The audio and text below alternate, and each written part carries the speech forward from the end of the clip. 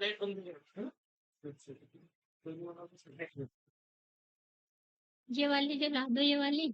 ना ये अगर जलेगी तो फिर से ये रोशनी पड़ती है, अच्छा। फिर लाइट हो जाता है। अब ठीक है।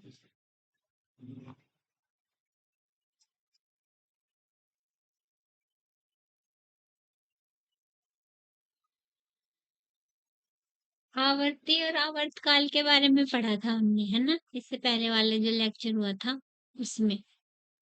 तो इस एक छोटा सा सवाल करके दिखाओ, बिल्कुल छोटा सा है कि 1 हर्ट जो होता है वो 75 बार हर्ट बीट होती है 1 मिनट में। तो उसकी फ्रीक्वेंसी क्या होगी और उसका टाइम पीरियड क्या होगा? कर दिमाग में विद्या है।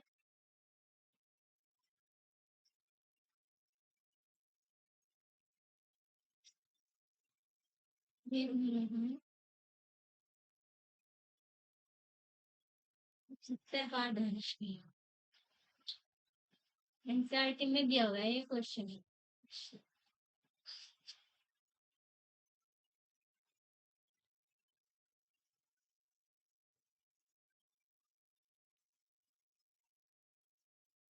इसकी आवृत्ति और आवर्तन।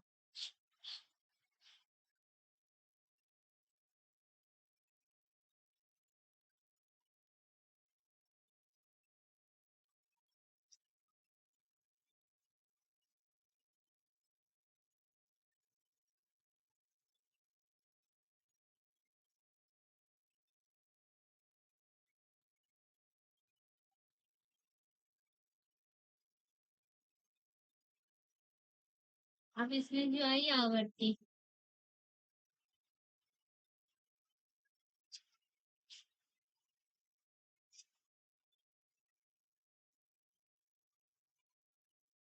आवर्ती को इंग्लिश में कहते हैं फ्रीक्वेंसी।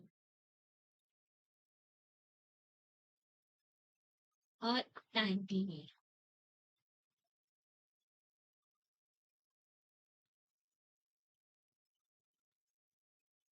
फ्रीक्वेंसी कैसे निकलेगी?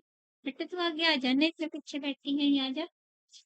आवाज आ रही है? पंखा तो यहाँ भी है। अच्छा, बताओ, आवर्ती किसे कहते हैं? आवर्तकाल किसे कहते हैं या आवर्ती? हाँ, मुझको मैम देख लिया, जिस टाइम में जितनी बार काम कर रही है तुलसी, मतलब जितनी बार धड़क रहा है 75। नहीं, ये हमारे यहाँ पे ऑसिलेशंस पढ़ाए थे हमने, दोलन पढ़ाए थे, है ना। कोई वस्तु एक मध्य स्थिति के इधर उधर जब गति करती है तो उसकी गति कैसे कहलाती है? दोलन गति कहलाती है। अगर उसके दोलन बहुत ज्यादा तेजी से हो रहे हैं तो वही दोलन गति कंपन गति बन जाती है। तो आवर्ती होती है 1 सेकंड में किए गए दोलनों की संख्या। अब यहाँ 1 मिनट में दिए हुए 75 दोलन कर रहा, 75 बार धड़क रहा, तो 1 सेकंड में कितनी बार धड़केगा वो निकाल दो। तो वो निकल जाएगी इसकी फ्रीक्वेंसी। तो क्या निकलेगा? 60 सेकंड में 75 टाइम धड़क रहा है वो, है ना। तो 1 सेकंड में क्या होगा? 76/60 कितनी बार धड़केगा। तो इसको निकाल लेंगे हम, इसको डिवाइड करेंगे, ये आएगा 1.25 सेकंड इनवर्स। आवर्ती का मात्रक सेकंड इनवर्स और हर्ट्ज होता है। ठीक है, अब तुम्हें क्या निकालना? आवर्तकाल। आवर्तकाल में और आवर्ती में क्या संबंध होता है? आवर्ती आवर्तकाल की व्युत्क्रम होती है, या आवर्तकाल आवर्ती का व्युत्क्रम होता है, उल्टा होता है। T इज इक्वल टू होता है 1/n। जो हमने आवर्ती निकाली है, एफ लिखो तो एफ लिख दो, एन लिखो तो एन लिख दो फ्रीक्वेंसी को। तो यहाँ 1/1.25 बताओ मुझे कितना आएगा? करो, बहुत ही आसान सवाल है ये, बिल्कुल बच्चों वाला। कम से कम इसे तो फटाक से तुम्हें हल कर देना चाहिए था।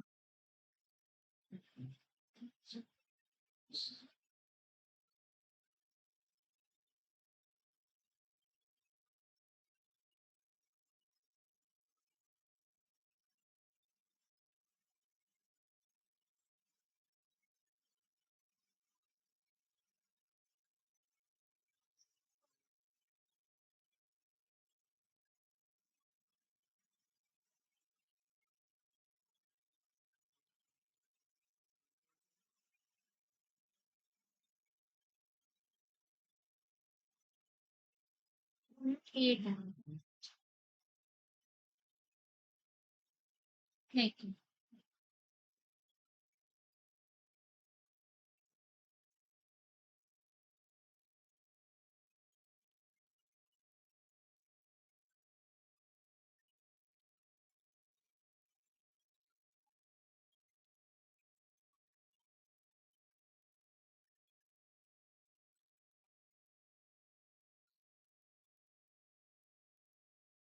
सरल आवर्त गति हम पढ़ रहे थे।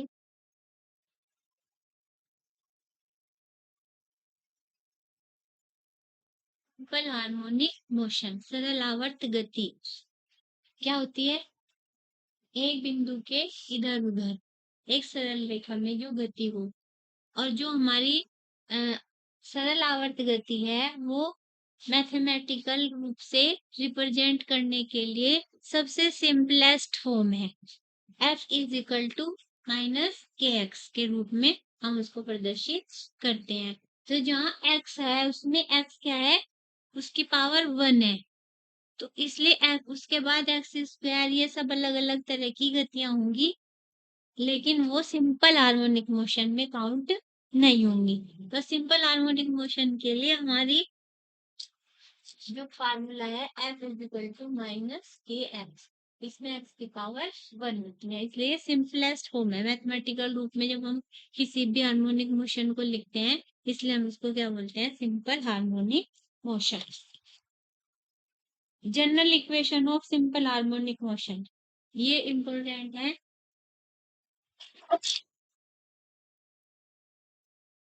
इसकी डेफिनेशन भी लिखी।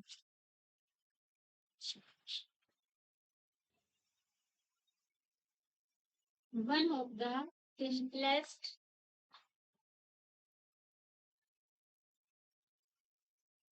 motion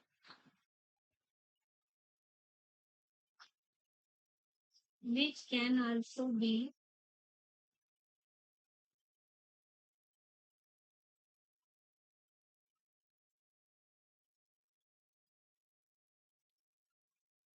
created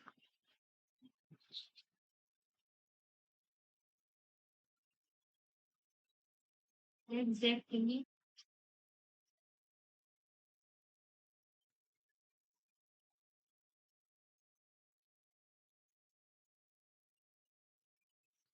mathematically is called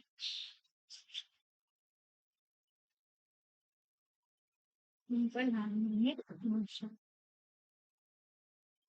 चलो फिर मैं इसका simple harmonic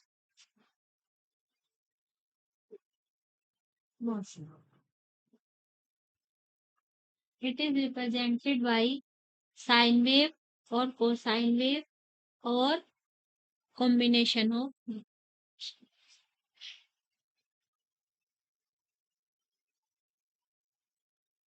It is represented by sine wave,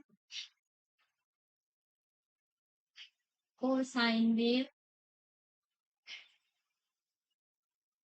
or combination of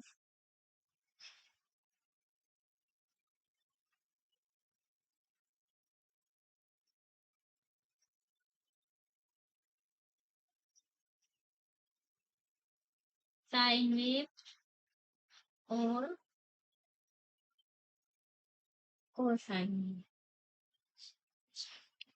इसमें अगर हम अपना ये सिंपल हार्मोनिक मोशन का जो ग्राफ हमने कल प्लॉट किया था उसको यहाँ से शुरू करते हैं।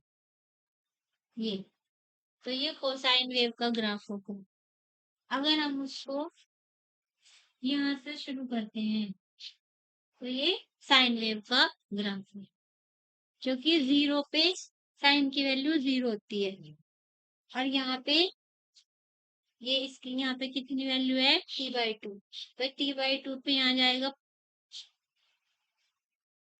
π/2, तो ये आ जाएगा π/2 पे इसकी वैल्यू +1 फिर -1, ऐसे ये चलेगा। अब इन पे जो समीकरण equation of simple harmonic motion हम कैसे लिखते हैं, general equation of simple harmonic.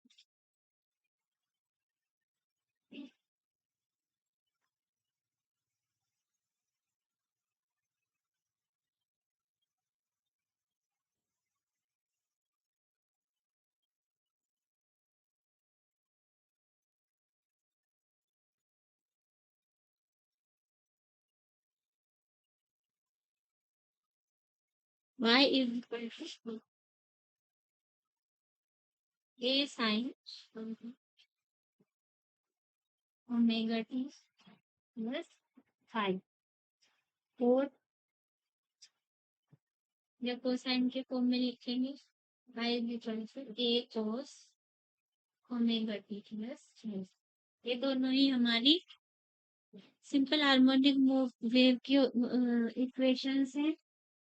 इनमें से कभी हमें ये वाली दिखाई देगी, कभी ये वाली, दोनों ही सही है।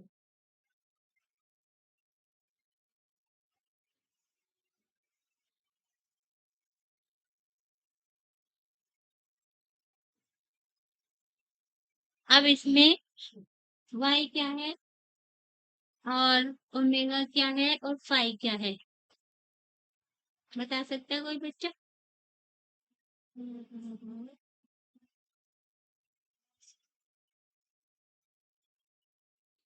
तो मैम हिंदी में बताया, मुझे हिंदी मीडियम से तो हाँ, तो हिंदी में बताओ y क्या है। आई y वाई 5 मतलब मैं पौने दे गई क्या, पौने ओमेगा तो मैं पूछ ही नहीं रही बेटा, मैं तो y पूछ रही हूँ। वाई मैम ये विस्थापन है इसका। हाँ, सही बताया तुमने, y विस्थापन है और फाई 5 कोणीय वेग है, नहीं, फाई नहीं, फाई कोणीय वेग थोड़ा है, ये ओमेगा ओमेगा कोणीय वेग है, कोणीय सही बता दिया। ये टी हमारा टाइम है ना। ये फाई एक नई क्वांटिटी यहाँ यूज हुई, क्या हुआ, बैठ जाओ नीचे। इसको कहते हैं कलांतर। हाँ, कलन नियतांक, फेज कांस्टेंट बोलते हैं इसे। और ये हमारी ये पूरी वैल्यू कहलाती है फेज या कला।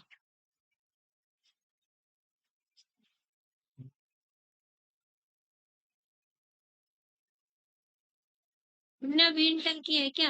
Yes ma'am. कहाँ से? Ma'am Guru Nanak sir. अच्छा, तुमने भाई गुरु नानक सर। गुरु नानक में कौन है टीचर? मैम वो फिजिक्स की हाँ, मैम जगप्रीत कौर। अच्छा। अब इसमें देखिए, लिखो y इज द डिस्प्लेसमेंट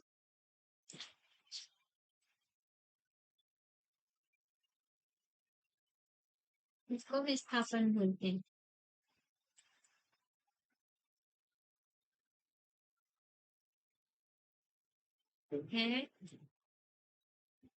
है विटामिन पी। ए इसको स्मॉल ए भी लिख लेते हैं हम, कैपिटल ए भी लिख लेते हैं। क्या हुआ? ए इज द एम्पलीट्यूड, आयाम जिसको बोलते हैं।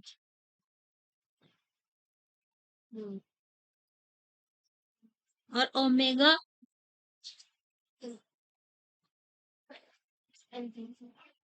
Angular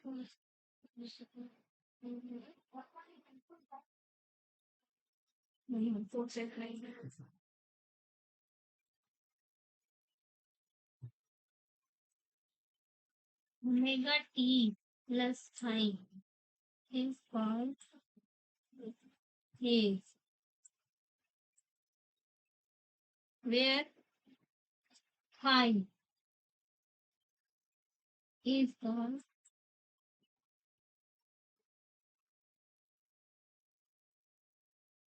phase constant.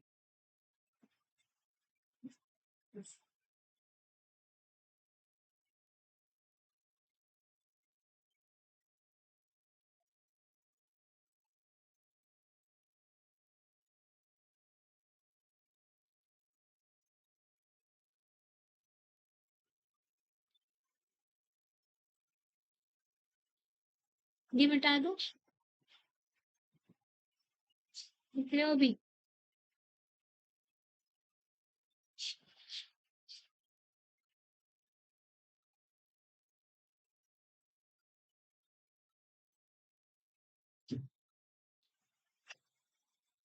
ये एक साइन वेव का ग्राफ बनाएंगे हम सिंपल हार्मोनिक मोशन के लिए।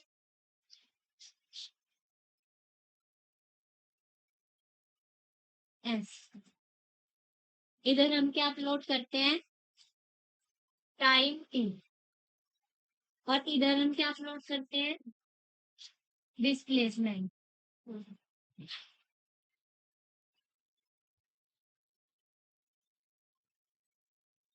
उधर पॉजिटिव और इधर नेगेटिव।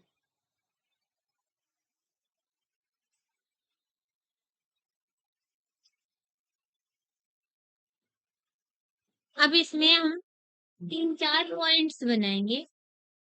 एक तो पॉइंट ये बना लो ओ, यहाँ पे कहीं एक पॉइंट सी, एक पॉइंट ये बनाएंगे हम, इस पॉइंट को नाम देंगे ए। एक पॉइंट यहाँ, इस पॉइंट को नाम देंगे टी। एक पॉइंट यहाँ, इस पॉइंट को नाम देंगे बी। अब इस ये बताएंगे हमें, इस वाले इक्वेशन की सहायता से हम देखेंगे कि at t is equal to 0, जब हमारा टाइम 0 है तो हमारा डिस्प्लेसमेंट कितना है। उस स्थिति से हमें पता चलता है कि फाई की वैल्यू क्या होगी। तो क्या पता चलेगा हमें कि if the particle initially is at rest at position O,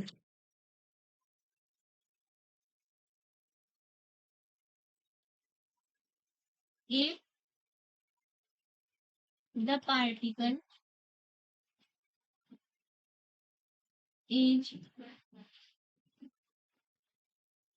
initially at point O at t is equal to 0.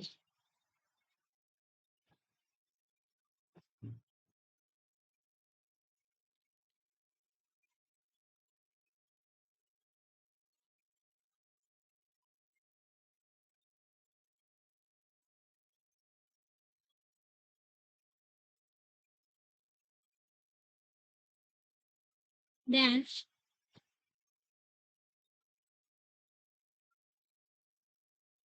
phi is equal to 0.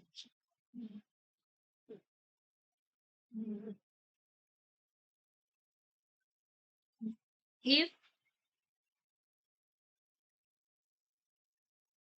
the particle is at its extreme position, यहाँ पे एक इसका पेंडुलम बना देते हैं।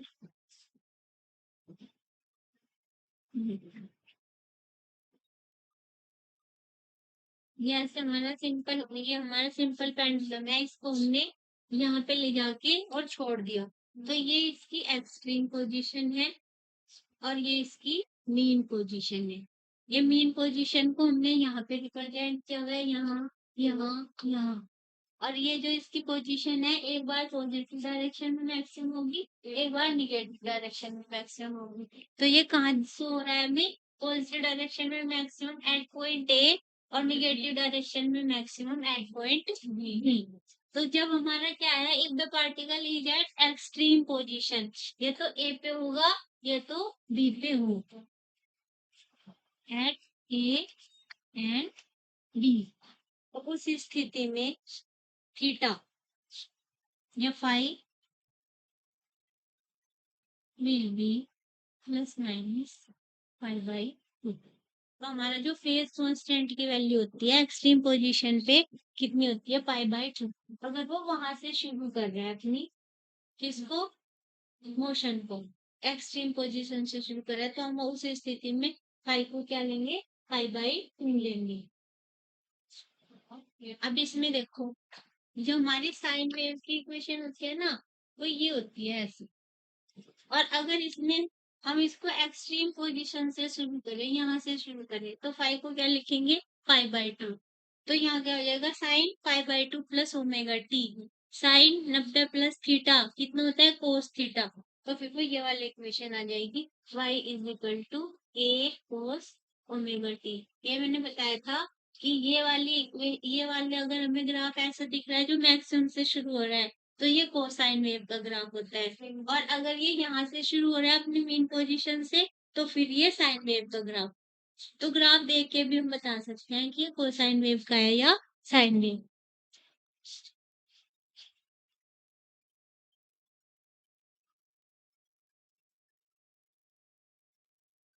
Main position में ये यहाँ पे भी हो सकता है, यहाँ पे भी हो सकता है। यहाँ के लिए ये पाई में इसकी वैल्यू 0 और पाई।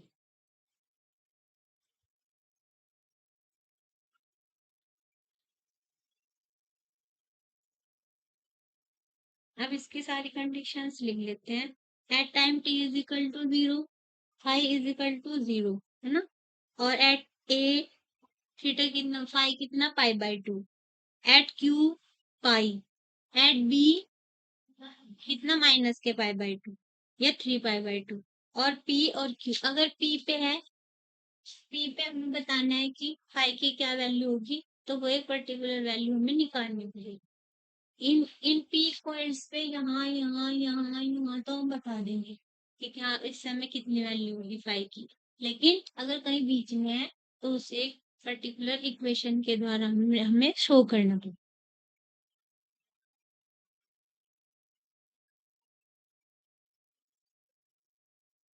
तो कुछ क्वेश्चंस करते हैं ताकि पता चले कुछ क्लियर हुई है नहीं।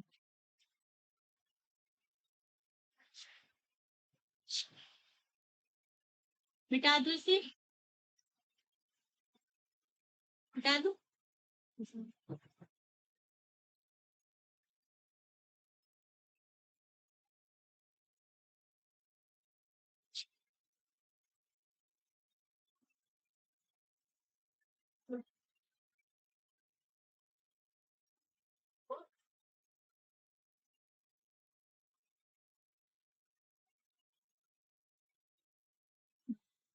इसमें दे रखा एक सिंपल हार्मोनिक मोशन में जो एम्पलीट्यूड है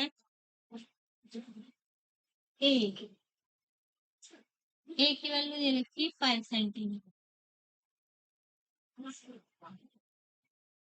और इसका जो आवर्तकाल है टी, वो दिया हुआ 6 सेकेंड। इसने पूछा जब ये मीन पोजीशन से 2.5 सेंटीमीटर की दूरी पे है, मीन पोजीशन से कहाँ है, 2.5 सेंटीमीटर की दूरी पर है। एक तो ये आगे मेन पोजीशन यहीं पे आएगा, इसको मतलब ये तो पूरा 5 है, आधे में ये एक सिंपल से ये पी पॉइंट को ही शो करेगा। तो उस स्थिति में जब y कितना दिया, 2.5 सेंटीमीटर, उस स्थिति में हमें इसका क्या बताना है, फेज बताना है।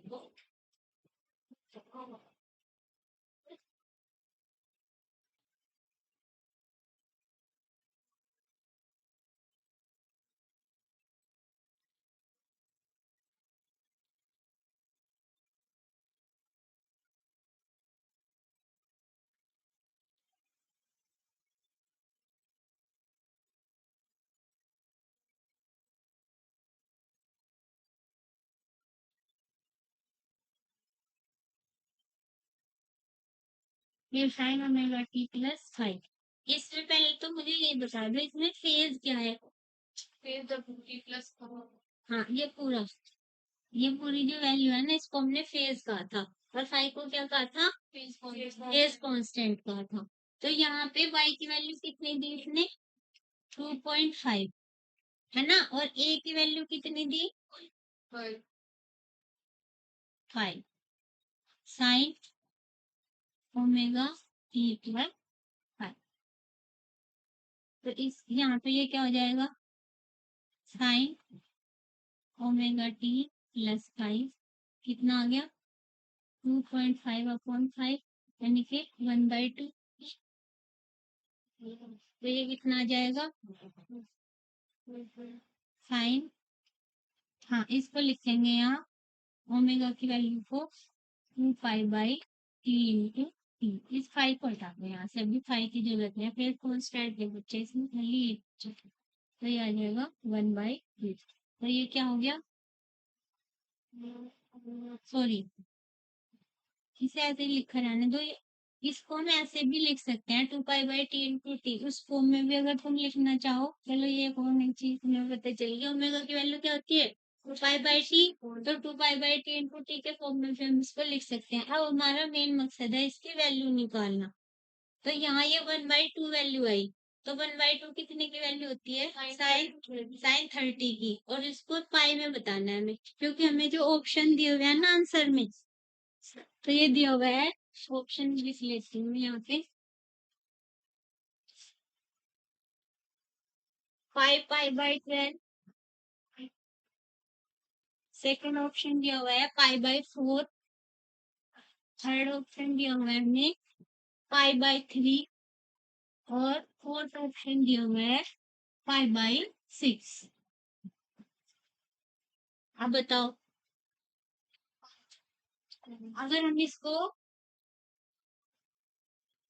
साइन, ये यहाँ लिख दो ओमेगा टी क्या हो जाएगा, साइन इनवर्स 1/2 या sine omega t is equal to sine 30 degree हो जाएगा। ये 30 डिग्री, ओमेगा टी कितना आया, 30 डिग्री आई इसकी शेप, लेकिन हमें 30 डिग्री में तो आंसर पता नहीं, तो क्या करना पड़ेगा, इसको पाई में बदलना पड़ेगा।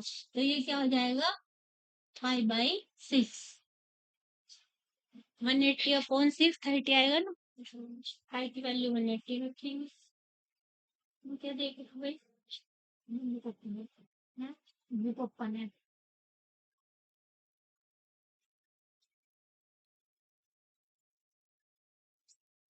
अगला क्वेश्चन देखेंगे। सरल आवर्त गति में हमें एक इक्वेशन दिया हुआ है, y is equal to a sign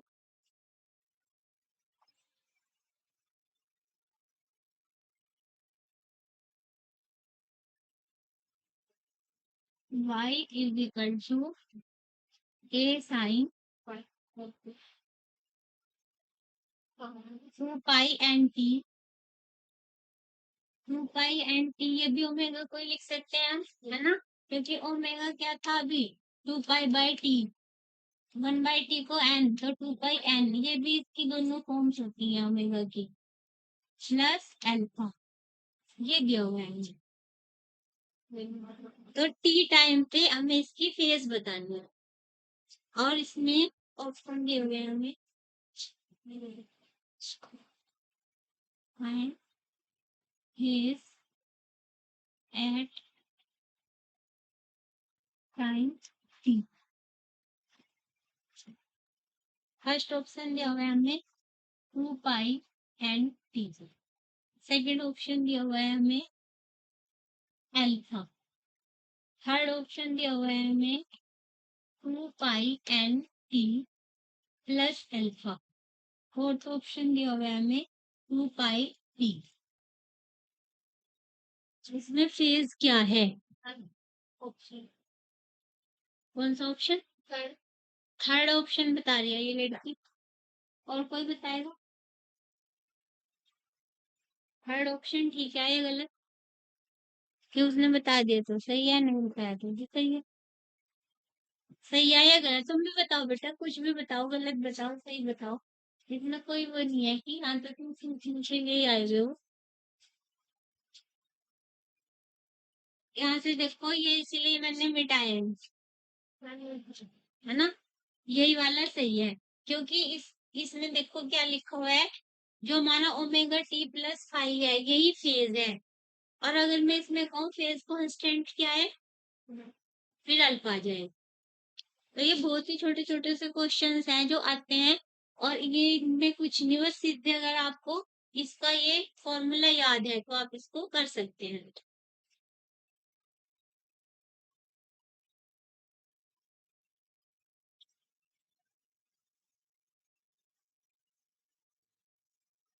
एक और क्वेश्चन दिया हुआ, y is equal to a sine omega T plus B. इसमें पूछा व्हाट इज द एम्पलीट्यूड,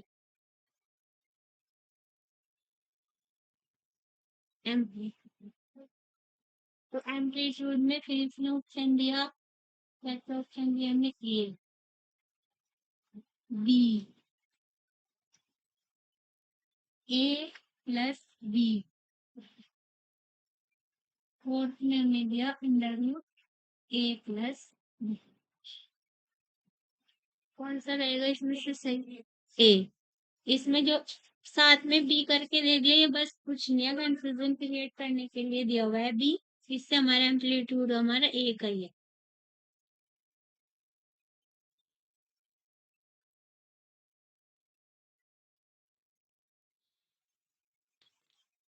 एक इसमें दिया हुआ है, एक पार्टिकल, एक कण एक समान चाल से वृत्तीय पथ पे गति करता है,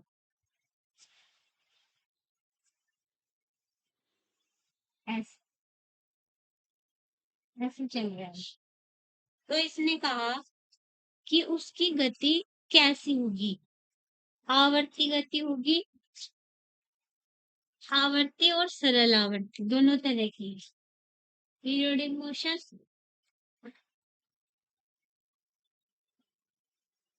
और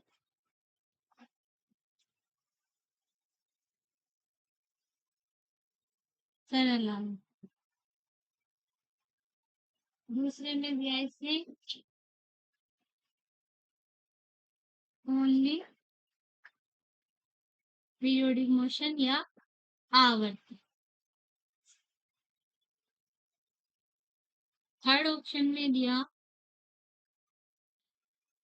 आवर्ती होगी पर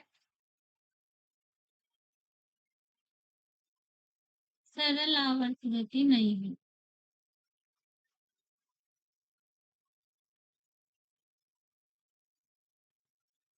और फोर्थ ऑप्शन में दिया है इसने इनमें से कोई। इस क्वेश्चन को करने से पहले आपको पीरियोडिक मोशन और ऑसिलेशन, इनमें क्या अंतर होता है ये पता होना चाहिए। ये मैंने बताया था इससे पहले में, मुझे लग रहा था तुम सारे ही नए हो ना।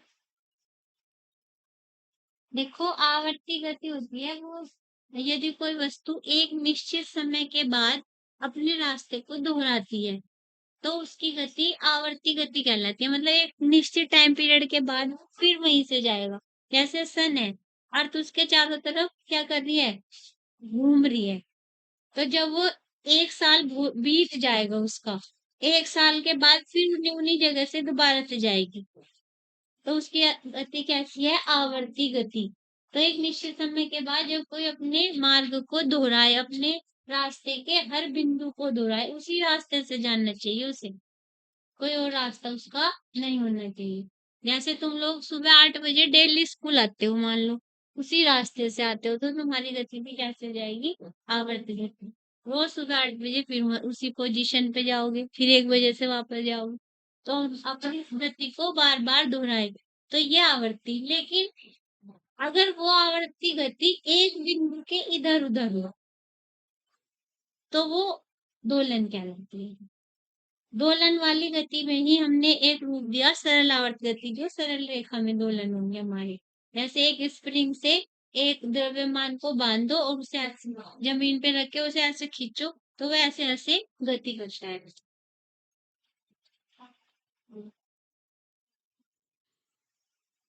ये इसकी मेन पोजीशन है, करके थोड़ा सा यहाँ कर दो तो वो यहाँ जाएगा और फिर यहाँ आएगा, तो मेन पॉइंट के इधर उधर ऐसे ही ये देखा था अभी हमने, ये भी अपनी मेन पोजीशन के इधर उधर। अगर ये एंगल बड़ा है तो फिर इसकी गति सरल आवर्त गति नहीं होगी, फिर ये ऐसे हो जाएगी। इसीलिए कहते हैं छोटे एंगल्स के लिए ही पेंडुलम की जो मोशन होती है वो सरल आवर्त गति होती है, यानी कि सरल रेखा में देखो ऐसे से चलेगा लगभग ये, अगर हम इसका एंगल छोटा रखेंगे। समझ में आई है ना बात? ये क्वेश्चन बहुत बताते हैं जब पढ़ाते हैं सिंपल पेंडुलम को, कि छोटे कोण के लिए ही जो हमारी पेंडुलम की गति होगी वो सरल आवर्त गति होगी, वो इसीलिए कहते हैं। अगर बड़ा कोण कर देंगे तो फिर वो सरल नहीं रह पाएगी, फिर वो ऐसे ऐसे नहीं चलेगी। और उस स्थिति में उसका जो आयाम होगा उस पर भी डिपेंड करने लगेगा उसका आवर्तकाल, जबकि सरल आवर्त गति में आवर्तकाल आयाम पर डिपेंड नहीं करता है। अब तो पता चल गया। अब बताओ इनमें से कौन सा ऑप्शन सही है?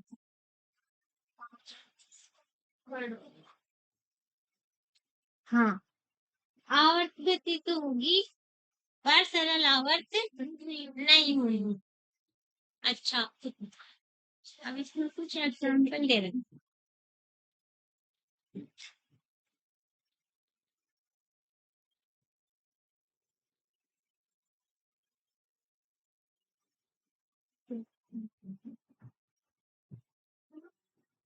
आवर्ती गति बतानी इसमें से कौन सी है?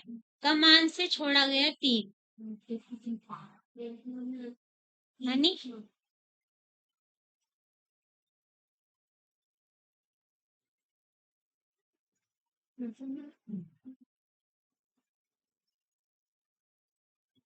पृथ्वी का अपनी अक्ष के परितः घूमना आवर्ती है और सरल आवर्ती है? सरल आवर्त गति नहीं है, केवल आवर्ती है। उसके बाद एक कटोरे में हमने एक गोल डाल दी, एक कटोरा ले लिया हमने, इसमें यहाँ हमने एक छोटी सी बोल डाल दी और उसको ऐसे पकड़ के छोड़ दिया। अब इसकी जो गति होगी इमेजिन करो, ऐसा कटोरा उसके अंदर एक बोल पड़ी तो वो कैसे चलेगी, उसके अंदर ऐसे ऐसे चलेगी, तो उसकी गति आवर्ती भी होगी और सरल आवर्त भी होगी।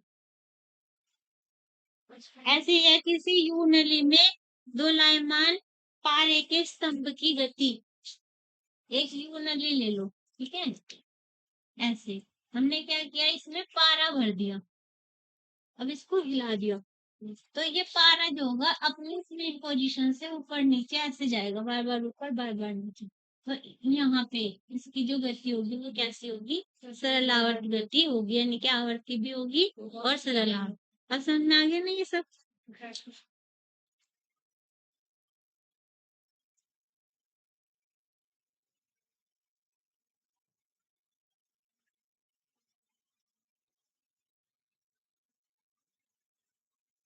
अब हम पढ़ते हैं वेलोसिटी और acceleration in simple harmonic motion.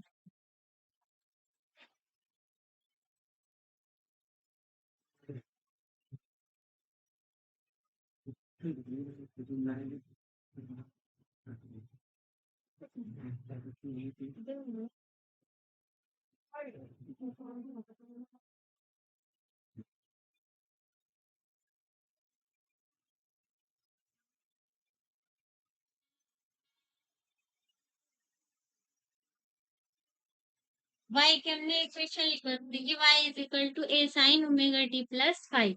यहीं से अगर हम इसको dy बाई dt कर दें, t के रेस्पेक्ट में हम इसको डिफरेंशिएट कर दें, तो ये क्या निकलता है, इसको क्या बोलते हैं हम, इसको हम क्या बोलते हैं, हाँ वेलोसिटी बोलते हैं, वेग बोलते हैं इसको, विस्थापन का समय के साथ जब हम अवकलन करते हैं तो फिर हमें क्या पता चलता है, एक निश्चित समय में उसकी डिस्टेंस में या उसके विस्थापन में कितना परिवर्तन हो रहा है, यही तो बताते हैं वेलोसिटी।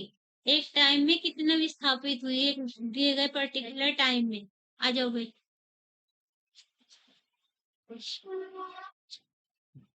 तो ये आएगा हमारा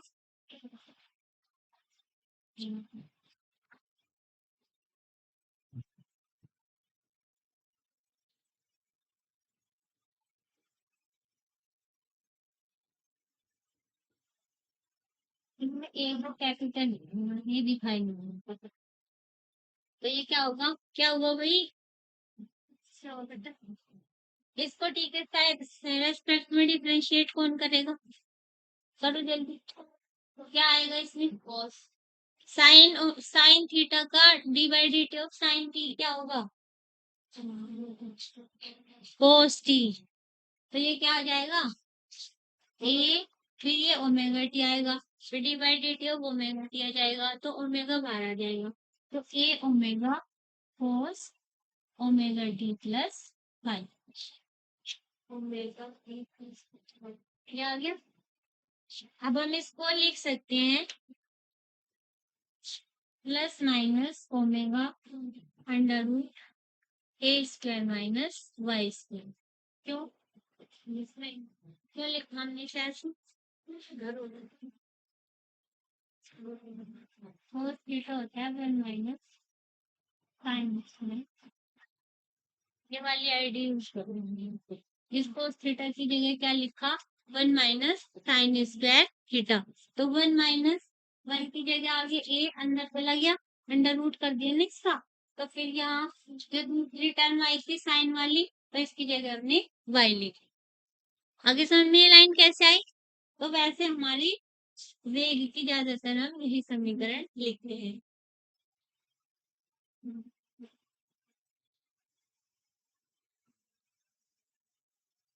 अब देखो मैक्सिमम पोजीशन पे यानी कि एक्सट्रीम पोजीशन पे वेग कितना होगा। एक्सट्रीम पोजीशन का क्या मतलब है, एक्स कितना हो जाएगा वहां पे, नहीं एक्स कितना हो जाएगा, एक्स यहाँ से एक्स क्या ये सॉरी वाई, वाई कितना है यहाँ विस्थापन है ना ये। तो एक्सट्रीम पोजीशन जब हमारी होगी तो उसका एम्पलीट्यूड के बराबर विस्थापन आता है, और जब हमारी मीन पोजीशन होती है तो उसका एक्स या वाई जो होता है वो 0 होता है। तो यहाँ पे दोनों कंडीशन देखो, बताओ find the value v at extreme position।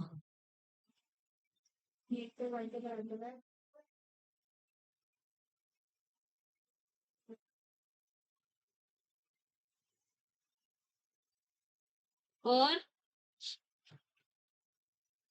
find the value of v at mean position।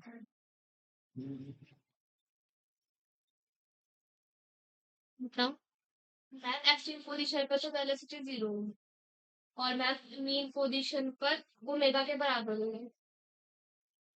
नहीं ओमेगा के बराबर नहीं, एक और एक तो तुमने सही बताया। मैं जो ये कैसे आया, इन्होंने बताया कि जो हमारी एक्सट्रीम पोजीशन है वहां पे वेलोसिटी 0 होगी।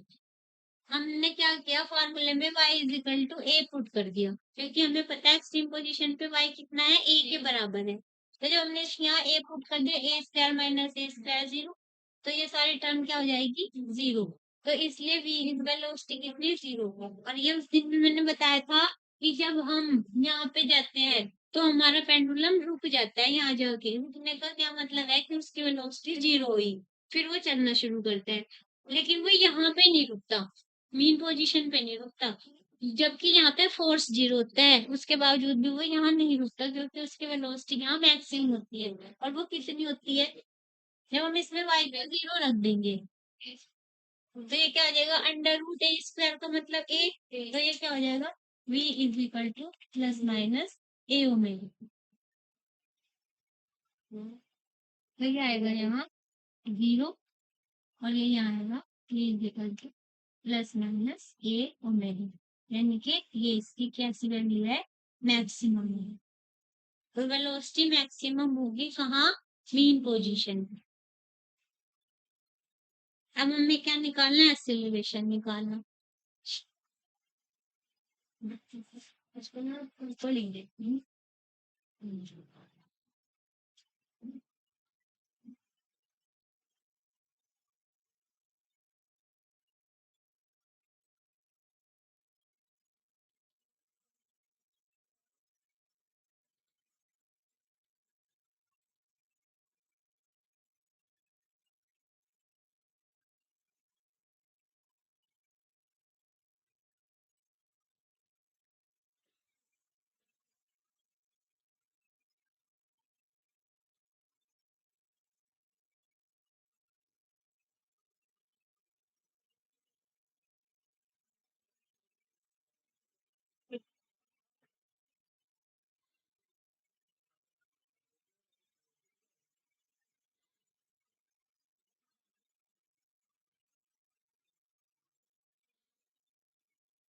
अब हमें निकालना है एक्सेलरेशन।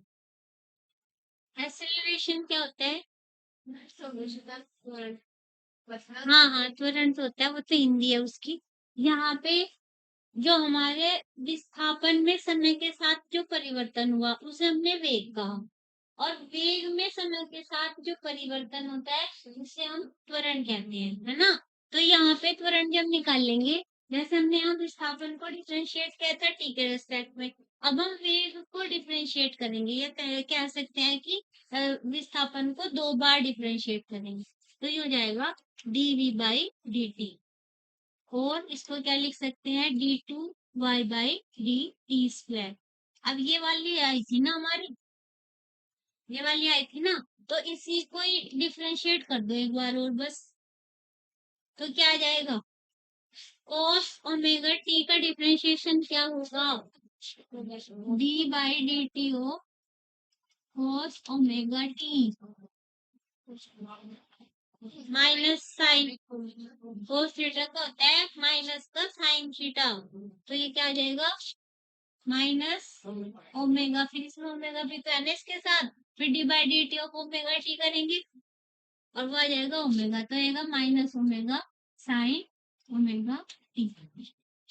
तो इसको यहाँ पुट कर दो, माइनस ये ओमेगा पहले से है, यहाँ पहले से ही है ओमेगा स्क्वायर, ये क्या हो जाएगा साइन ओमेगा टी प्लस 5।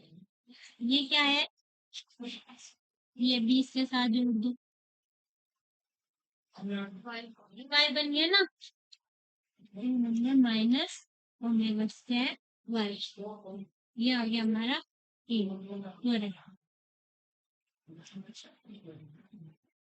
अब मुझे इस पे भी बताओ, एट एक्सट्रीम पोजीशन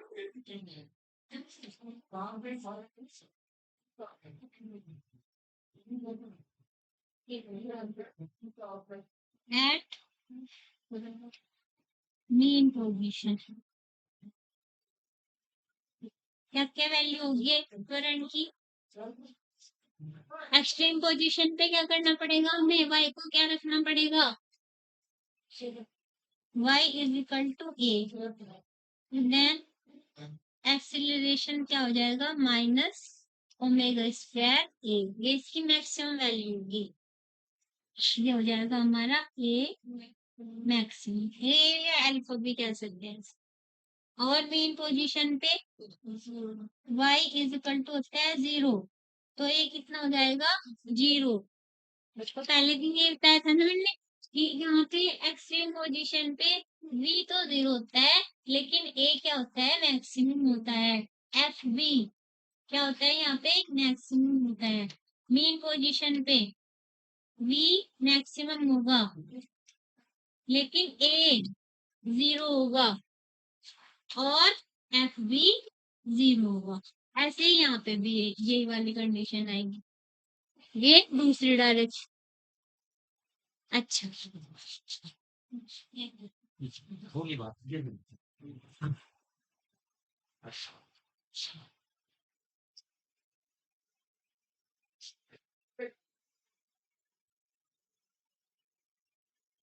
अब यहाँ से ये वाली जो हमारी इक्वेशन आई है, ये इक्वेशन हमारी सिंपल हार्मोनिक मोशन की इक्वेशन कही जाती है। अगर कोई कंडीशन ऐसी हमारी हो जिसमें त्वरण क्या है, विस्थापन के अनुक्रमानुपाती है, लेकिन निगेटिव डायरेक्शन में लगा हुआ है, उस स्थिति में हमारी जो मोशन होती है वो सिंपल हार्मोनिक मोशन होती है। तो अगर भी हमें कहीं भी ये दिखाना हो कि कैरेक्टरिस्टिक्स इक्वेशन कौन सी होगी सिंपल हार्मोनिक मोशन के लिए, तो अल्फा वाली बताएंगे, त्वरण वाली ही हम बताएंगे, फोर्स वाली नहीं बताएंगे। ये वाली अल्फा, ये ए अनुक्रमानुपाती होगा माइनस वाई, ये हमें प्रूव करना होता है जब हम किसी भी इक्वेशन को सिंपल हार्मोनिक मोशन प्रूव करते हैं। ये लिख लो इसमें, इसके नीचे लिखना यहाँ पे।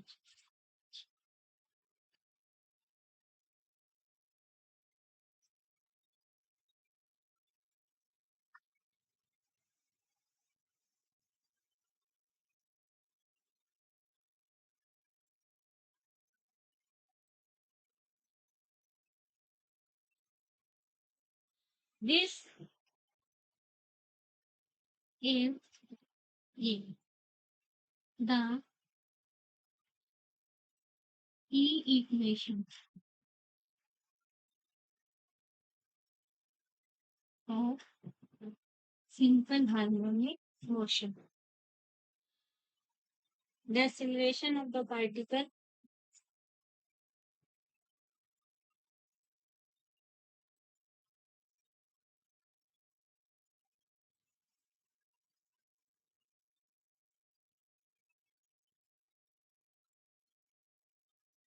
is proportional to its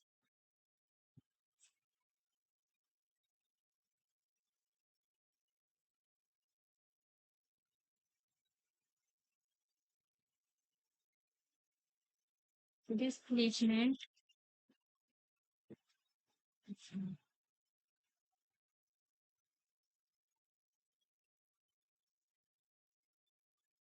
but is in opposite direction.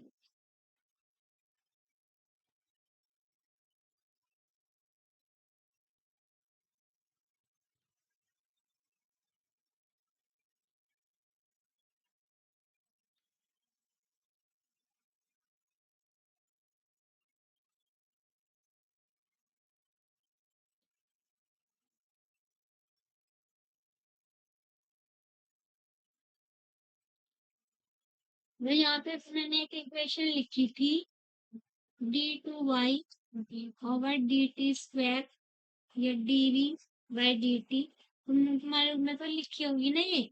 यहाँ क्या है था, माइनस ओमेगा स्क्वायर वाई। अगर मैं इसे इधर ले आऊं,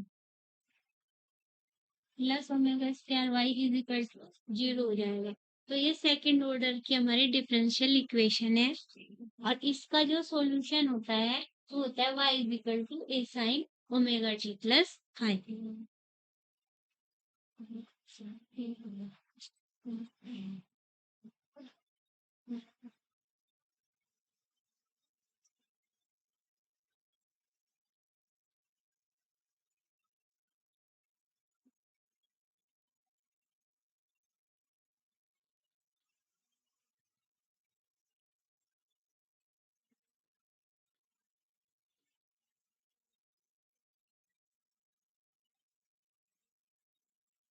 Whole solution is given by y is equal to a sin omega T plus five. यहाँ से भी ये इक्वेशन निकल गया।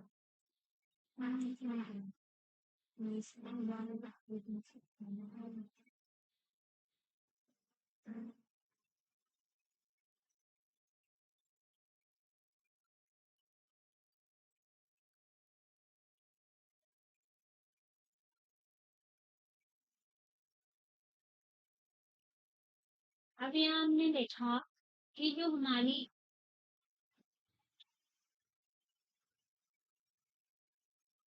v की इक्वेशन थी, एक ये y की और v।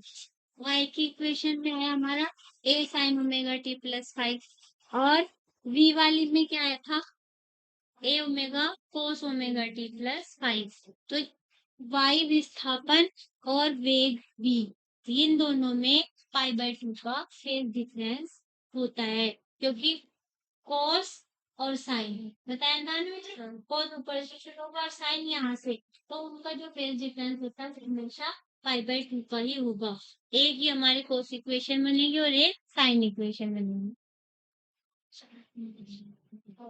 Displacement and velocity are out of phase by pi by 2 when the displacement is maximum।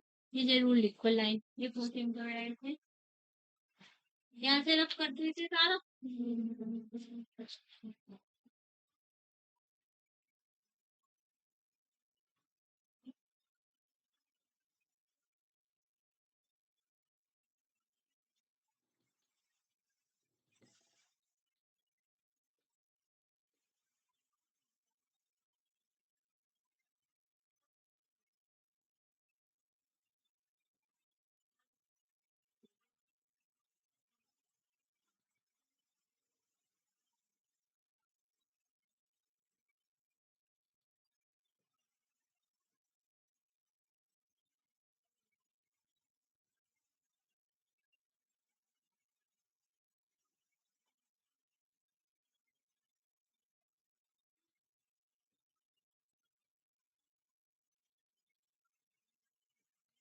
When displacement is maximum,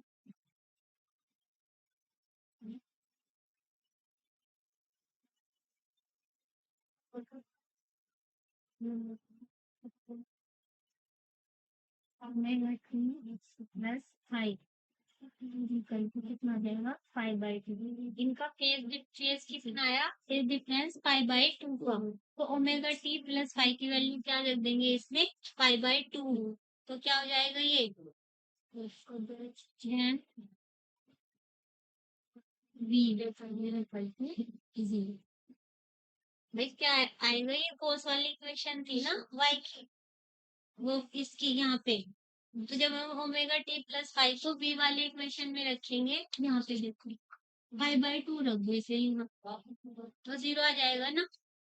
ये यहाँ से हमें पता चला, जब इसकी वैल्यू डिस्प्लेसमेंट की मिनिमम होगी तो वेलोसिटी की वैल्यू मिल जाएगी। तो इनका जो ग्राफ बनता है वो एक दूसरे का उल्टा बनेगा।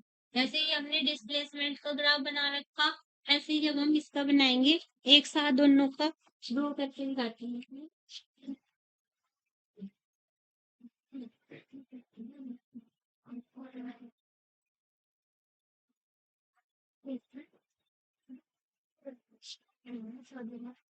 पहले से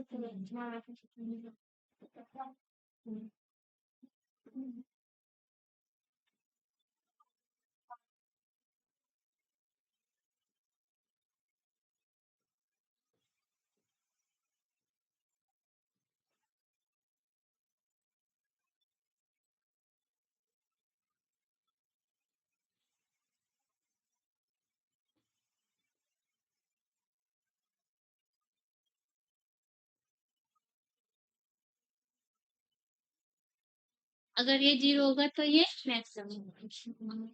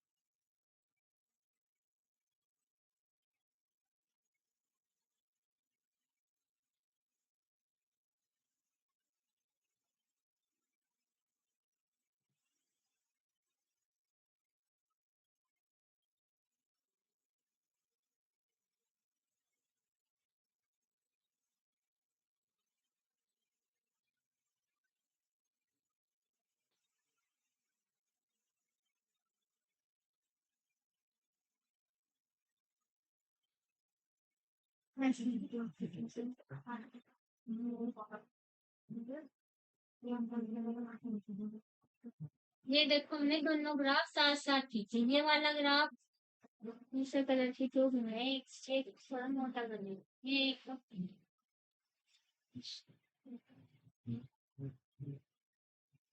ये वाला जो ग्राफ है ना, ये हमारा डिस्प्लेसमेंट को शो कर रहा है, विस्थापन वाला।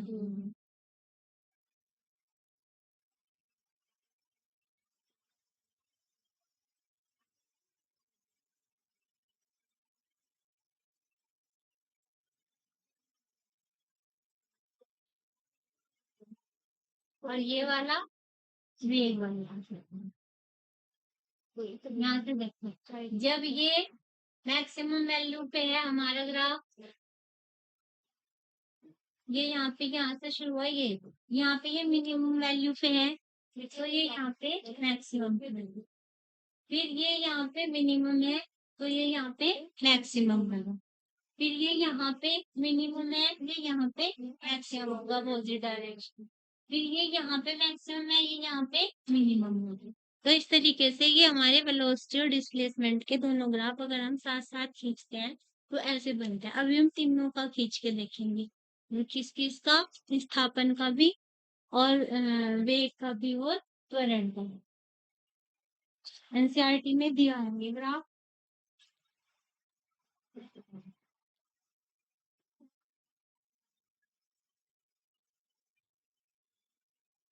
ये वाला बनाओ पहले, ये एक साथ बना लेना। अब एक हम तीनों ही बनाएंगे एक साथ, इसे रख कर है ना, अलग अलग कर देंगे, उसमें ज्यादा अच्छे से समझ आएगा।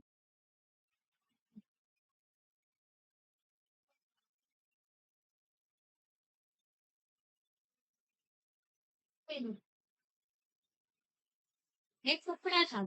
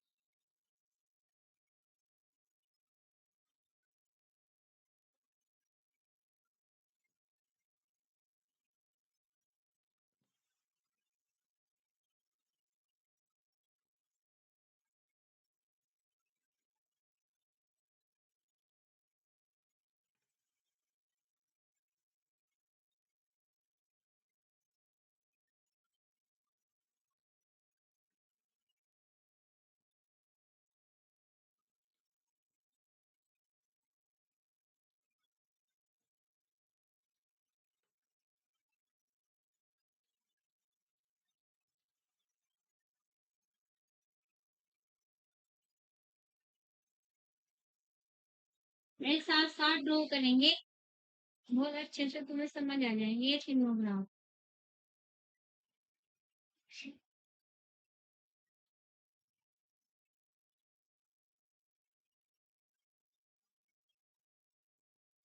ये इसलिए बनाते हैं ताकि सेम डिस्टेंस है। टाइम, हमारे एक्स एक्सिस पे क्या प्लॉट करते हैं हम, टाइम। और यहाँ इसमें समय विस्थापन, समय वेग, समय त्वरण, तीनों ग्राफ एक साथ चलेंगे।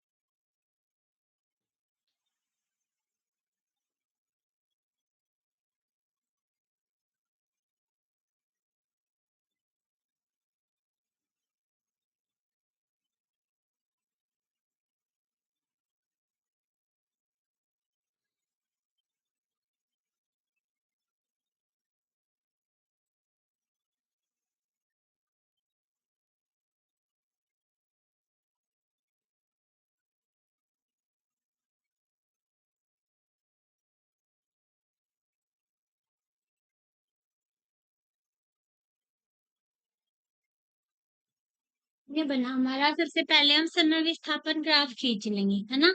मान लीजिए यहाँ पे ये इसकी वैल्यू ए है और ये माइनस ए है, एम्पलीट्यूड इसका। अब किसकी सहायता से हमें ये दोनों ड्रॉ करने हैं। अब जब हमारा ए मैक्सिमम होगा, यानी कि y जब हमारा मैक्सिमम पोजीशन पे आया, तो उस स्थिति में हमारा v कितना था, 0।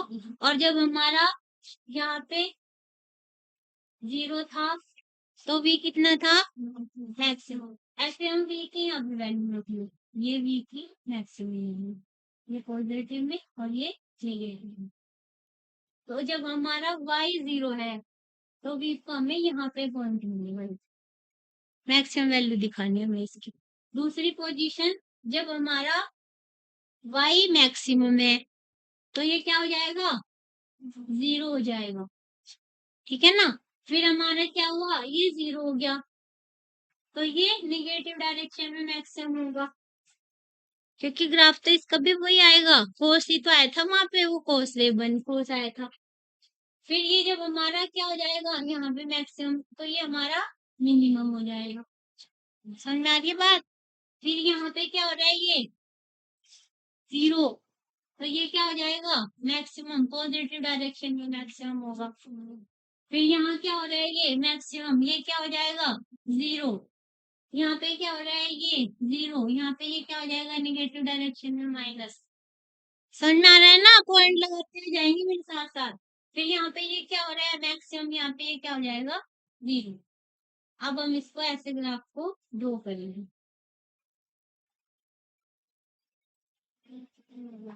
इन पॉइंट्स को अब हम मिला देंगे, वाला पॉइंट छोड़ दिया था फिर ये इससे ऐसे करके मिलेगा। ये हमारा समय विस्थापन ग्राफ उसी टाइम के लिए, और उसी विस्थापन के लिए ही हमारा वेग समय ग्राफ। जब ये मैक्सिमम मिनिमम, ये मैक्सिमम देखेगा, जब ये मैक्सिमम, ये मिनिमम या 0, जब ये यहाँ पे 0 तो ये अपोजिट डायरेक्शन में मैक्सिमम। ये मतलब कहने का ये मैक्सिमम, ये मैक्सिमम, ये मैक्सिमम, ये मिनिमम, ये मैक्सिमम, ये मिनिमम। क्लियर हो गया सबको। ऐसे ही यहाँ पे ए में करेंगे। अब हम ए का जो हमारा होता है, ए और वाई एकदम अपोजिट होता है, पाई फेज डिफरेंस होता है इनमें, यानी कि विपरीत कला, एकदम उल्टा। यहाँ पे ये 0 के बाद पॉजिटिव डायरेक्शन में मैक्सिमम हो रहा है, यहाँ पे ये निगेटिव डायरेक्शन में मैक्सिमम होगा, इसमें पाई का फेज डिफरेंस होता है, बिल्कुल ऐसा बनेगा। लेकिन इसको उलट दे, इसको उल्टा करो।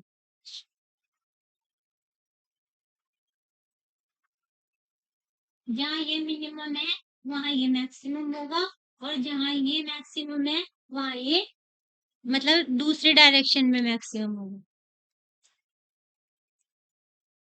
मिनिमम पोजीशन वाले इनके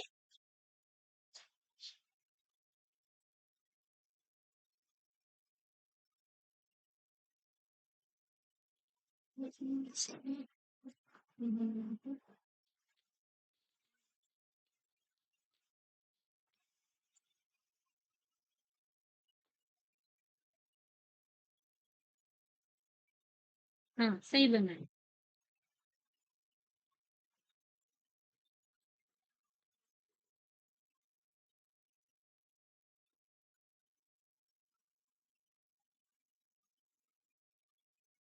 अब हम एनर्जी की बात करेंगे, है ना। इसके ऊपर कोई सवाल देखो है क्या।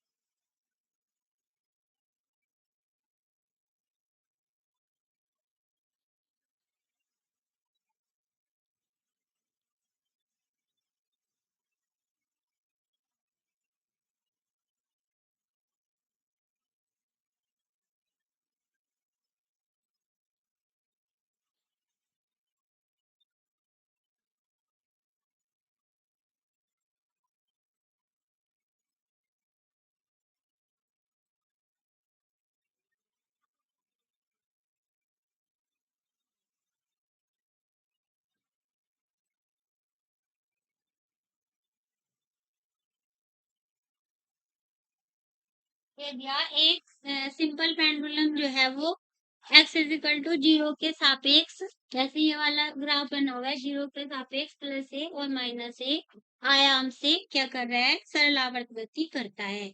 x is equal to a/2 पे y ये रखना हमने, y जाए यहाँ पे x भी हम प्लॉट कर सकते हैं। x is equal to a/2 यही पोजीशन रहेगी, क्योंकि ये a है ना, ये वाली मैक्सिमम पोजीशन है a, और ये क्या रहेगी a/2। x is equal to a/2 ले रहे हैं, y is equal to a/2।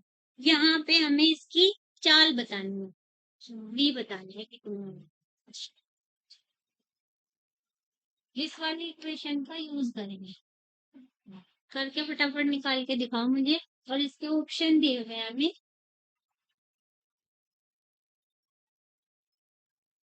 Pi a/t, second दिया हुआ है पाई a√t/2t, थर्ड दिया हुआ है 3π² a/t, और फोर्थ दिया हुआ है पाई a√3/t।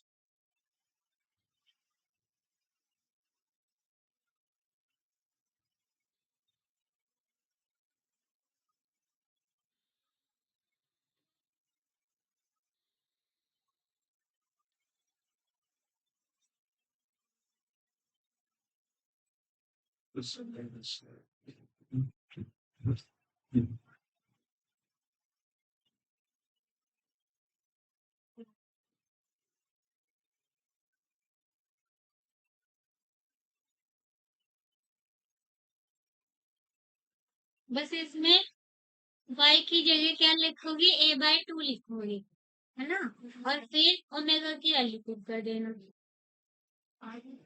2π/t।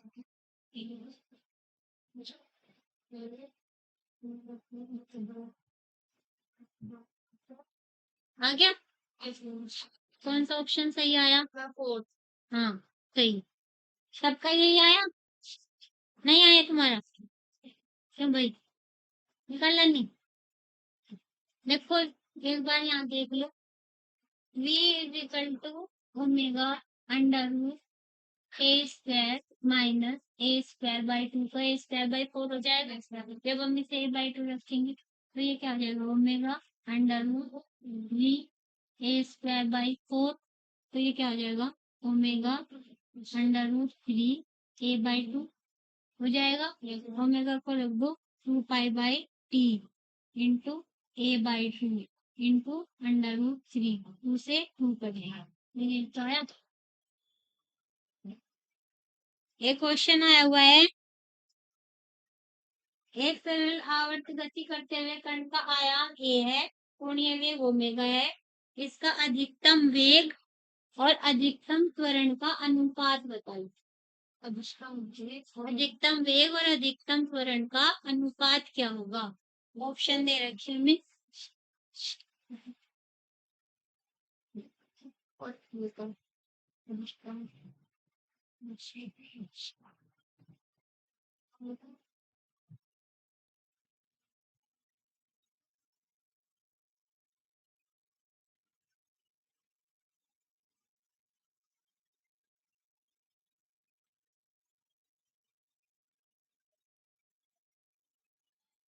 ये अधिकतम त्वरण और ये अधिकतम वेग,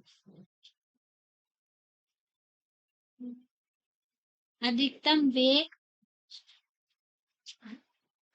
और अधिकतम त्वरण का अनुपात हमें बताना है।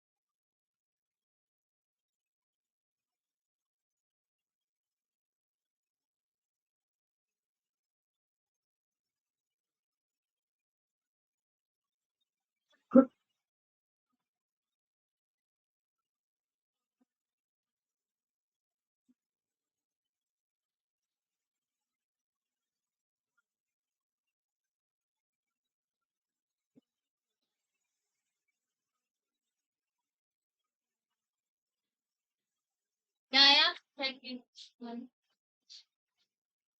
और किसने भी निकाला भाई? वहां निकला। वी मैक्सिमम कितना है अभी बताओ? ये ओमेगा, ये कितना है? ओमेगा स्क्वायर ए। बिल्कुल आसान सवाल। एक क्वेश्चन लिखा मैंने, इसमें हमें आवर्ती बतानी, आवर्ती बता दो। आवर्ती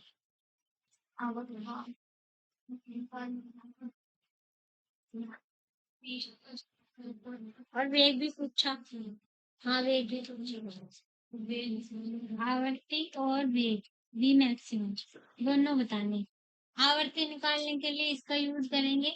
ओमेगा बराबर दे रखा 220, तो 2 पाई एन बराबर दे रखा 220, और एन कितना हो जाएगा?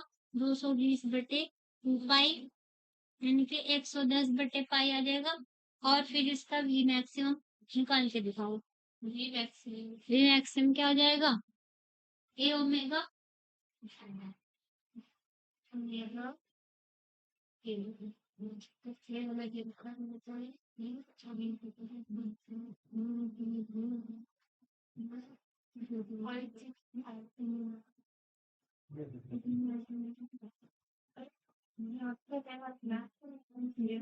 देखो मैं इसके ऑप्शन भी तुम्हें लिख के एक बात और बताना चाहती हूँ। इसके ऑप्शन इसके ऑप्शन है फर्स्ट,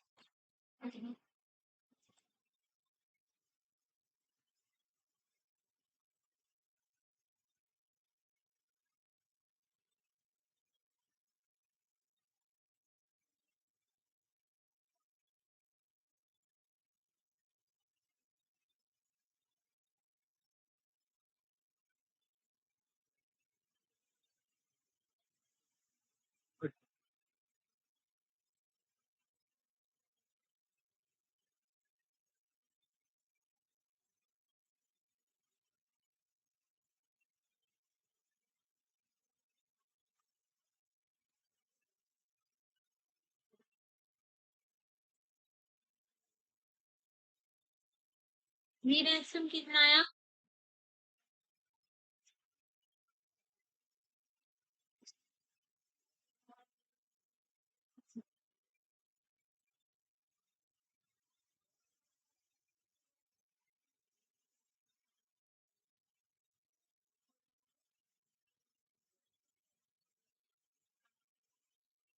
देखो इसमें एक चालाकी करी इसने, वरना तो हम इसे पाई में ही रहने देते, इसे पाई में रहने देते। फिर जब हमने ओमेगा निकाला, बी मैक्सिमम निकाला, तो वो 66 आएगा।